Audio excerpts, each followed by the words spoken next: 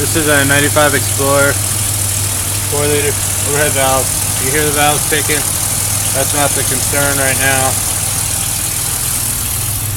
Come back so you can hear what the exhaust sounds like. You can rule that out. The noise I'm after is actually under the truck. It's coming from the oil pan. I'm sure it's not heat shield on anything. I've actually checked that multiple times. I had it up on the lifted Midas today.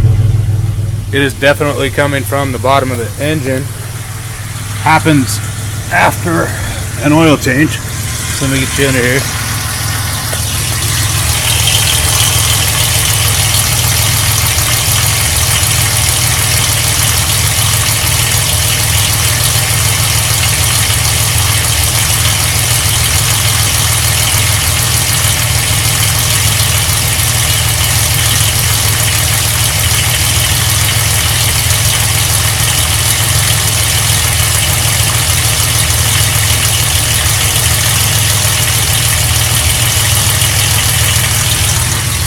Certainly sounds like something's broken in there.